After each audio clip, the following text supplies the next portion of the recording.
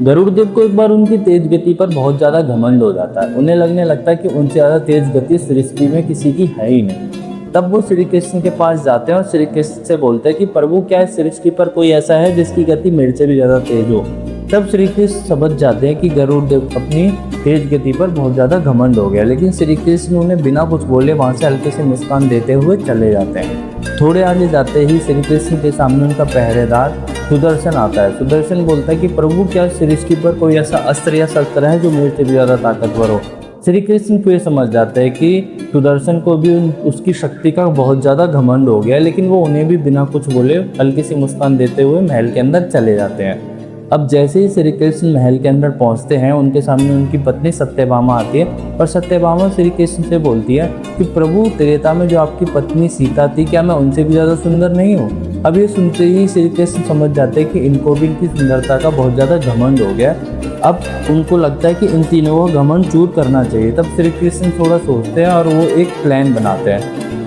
श्री कृष्ण गरुड़देव को अपने पास बुलाते हैं और उनसे बोलते हैं कि दूर हिमालय पर्वत की गुफा में हनुमान जी श्री राम के नाम का जाप कर रहे हैं, तो तुम उनके पास जाओ और उनसे बोलो कि द्वारका के महल में आपको प्रभु श्री राम ने बुलाया है। इतना सुनते ही गरुड़देव अपनी पूरी गति के साथ निकल जाते हैं। अब इसके बाद श्री कृष्ण सुदर्शन को बुलाते हैं और उनसे बोलते हैं कि आज तुम्हें महल की पहरेदारी करनी है, और चाहे कितने भी बड़े से बड़ा, महान से महान व्यक्ति क्यों ना आए, तुम्हें किसी को अंदर आने नहीं देना है। इतना सुनते ही अब सुदर्शन भी महल की पहरेदारी करने लग जाता है। फिर श्री कृष्ण अपनी पत्नी सत्यभामा को बोलते हैं कि तुम जाओ और अच्छे से रानी की तरह सज संवर के आ जाओ। इतना सुनते ही सत्यभामा भी चली जाती है। थोड़ी देर के बाद जब गरुड़देव हनुमान जी के पास पहुंचते हैं, तब वो हनुमान जी से बोलते हैं कि आपको द्वारका में प्रभु श्री राम ने बुलाया। ये सुनते ही हनुमान जी बहुत खुश होते हैं और गरुड़देव से बोलते हैं कि आपका श्री राम का संदेश लाने के लिए बहुत बहुत धन्यवाद, लेकिन अभी मेरे 108 बार जाप करने के बाद ही मैं यहाँ से जाऊँगा, तो आप चलिए, मैं पीछे पीछे आता हूँ। अभी सुनते ही गरुड़देव हनुमान जी से बोलते हैं, माफ़ कीजिएगा लेकिन आप बहुत ज़्यादा बूढ़े हो गए हो, तो आपको आने में समय लग सकता है, तो आप ऐसा करिए, आप मेरी पीठ पर बैठ जाइए, मैं जल्दी से आपको द्वारका तक ले जाऊँगा। इतना सुनते ही हनुमान जी थोड़ा सा मुस्कुराते हैं और बोलते हैं, नहीं नहीं, आप चलिए, मैं थोड़ी देर में आ जाऊँगा।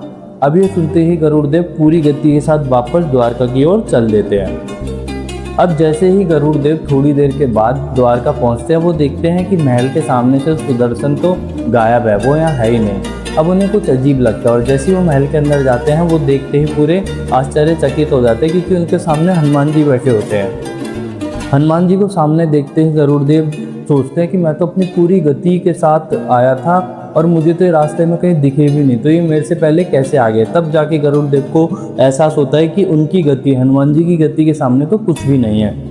इतने में गरुड़देव को एहसास होता है कि सुदर्शन कहाँ गायब है। तो श्री कृष्ण, जो कि श्री राम का रूप रख के बैठे थे, वो बोलते कि हनुमान, मेरा द्वारपाल सुदर्शन कहाँ है। तब हनुमान जी हल्का सा मुस्कुराते हैं और अपना मुंह खोलते हैं, जिसके अंदर से वो सुदर्शन को बाहर निकालते हैं। अब ये देखते ही श्री कृष्ण हंसने लगते हैं और बोलते हैं कि तुमने मेरे द्वारपाल को अपने मुंह के अंदर क्यों रख रखा है।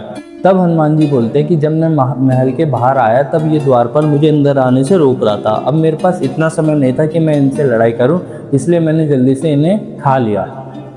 अब ये सुनते ही श्री कृष्ण हंसने लगते हैं। तब जाके सुदर्शन को एहसास होता है कि मेरी शक्ति हनुमान जी की शक्ति के आगे कुछ भी नहीं है। इतने में हनुमान जी जैसे ही श्री कृष्ण की पत्नी सत्यभामा को देखते हैं, तब वो श्री कृष्ण से बोलते हैं कि प्रभु, ये आपके बगल में स्त्री कौन है और माता सीता कहाँ पर है। तब ये सुनते ही सत्यभामा को एहसास होता है कि उनकी सुंदरता माता सीता के सामने तो कुछ भी नहीं थी। तो इस प्रकार अकेले हनुमान जी ने इन तीनों का घमंड एक ही पल में चूर चूर कर दिया।